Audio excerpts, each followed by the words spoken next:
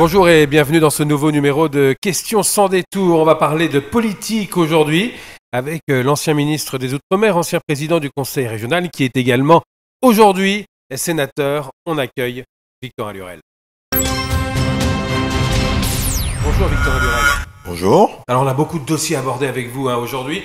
On va commencer par celui qui est crucial. Les Guadeloupéens en parlent toute la journée. Les élus également, c'est bien évidemment le dossier de l'eau. On fait quoi ? On s'entend. Et pourquoi on ne s'entend pas aujourd'hui ? Et c'est un peu détestable que les élus n'arrivent pas à s'entendre. Je me rappelle fort bien de ce dossier et je le suis. Lorsque le préfet Billien est arrivé ici, je lui ai personnellement confié le dossier un dimanche. J'étais moi-même grippé ce jour-là. On est resté un dimanche à travailler sur ce dossier. Il était question de faire quoi ? De faire deux syndicats avec un périmètre de coopération où on laissait à la Basse-Terre le soin d'avoir son usine et sa distribution et en Grande-Terre de faire une autre unité, de les interconnecter.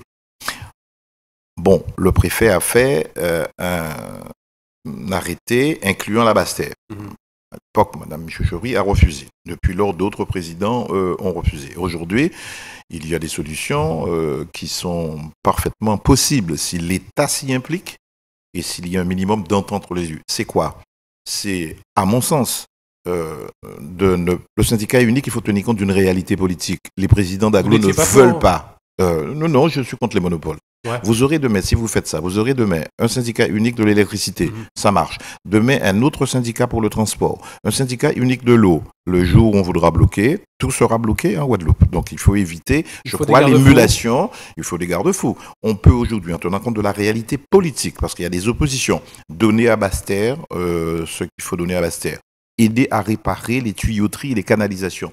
Même chose en Grande-Terre, il faut peut-être là un regroupement. À mon sens, il y a 57 unités de production d'eau, dont la grande partie est possédée par le SIAC. Il faut une unité de production, et notamment sur Baie-Locado et la digue. Il faut une société particulière pour le faire, avec une minorité de blocage donnée à la ville de Capesterre. Toutes les agglos y sont pour produire. Il faut 2 unités de distribution, de syndicats de distribution, à Basse-Terre et en Grande-Terre. Et puis, il faut d'ores et déjà commencer les travaux. Le PPDG a fait un excellent texte que je vous invite à lire. Ouais. Il faut commencer, par exemple, sur le réseau de Capesterre. Il y a 500 mètres cubes d'eau par heure que l'on perd. 12 000 mètres cubes par jour. 4 500 000 mètres cubes par an, c'est pas possible. Ils ont raison de le dire, il faut commencer dans les grands fonds, il faut réparer Moustique, il faut réparer les grosses unités de production. Le Conseil général fait le job. Tout le reste, ça parle. Ça parle. Mais ça parle beaucoup. Ça parle beaucoup. Alors aujourd'hui, beaucoup trop, y compris l'État. Ça parle trop. Moi, j'ai vu le cornu. Je veux bien ici que ces représentants locaux, secrétaire d'État, et qui est en charge du dossier, qui dit oui, entendez-vous, Ségolène Royal nous avait fait le coup. J'avais réuni tous les élus autour de Ségolène Royal à Basse-Terre. Ok, on vous donne 30 millions pour de l'ONEMA. Maintenant, c'est une instance qui travaille au sein de l'Agence française pour la biodiversité. C'était un dispositif dit d'amorçage, avec lequel on aurait pu faire 400 à 500 millions d'emprunts. Eh bien, depuis lors, l'État n'a pas bougé. Aujourd'hui, on ne peut pas dire aux élus, vous êtes coupables, vous êtes coupables, vous êtes coupables. Ils le sont. Nous le sommes tous. Très bien.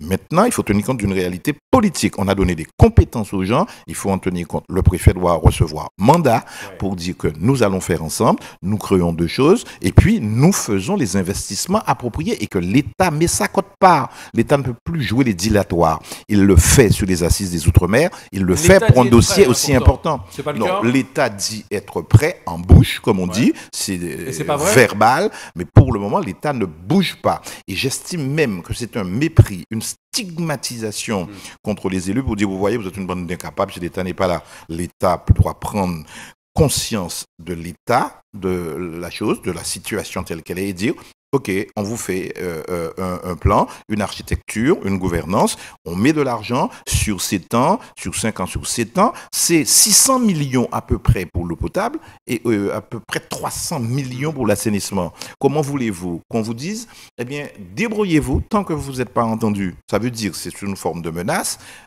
Je sais qu'on peut critiquer ce que je dis, mais l'État doit prendre conscience que On ne peut pas faire attendre les populations, les faire souffrir à ce point-là en attendant un hypothétique accord. Ouais. L'accord, c'est de dire, L'habilitation, ils sont contre, on fait deux choses, on fait un syndicat unique, on fait l'interconnexion, on met l'argent, on aide Mme Borrell, on aide le président de région justement, le à président mettre de région, il a l'argent. proposé l'habilitation eau pour la collectivité C'est- régionale. Vous en pensez quoi? C'est une bonne idée, Moi, ça? à l'époque, je l'avais demandé. Ouais. Mais quand vous demandez une habilitation, vous n'avez pas les recettes de transfert, vous n'avez pas les compensations. L'État a objectivement intérêt à vous donner une habilitation. C'est vous qui financez. Vous devrez trouver 900 millions. Ah, vous avez demandé une compétence?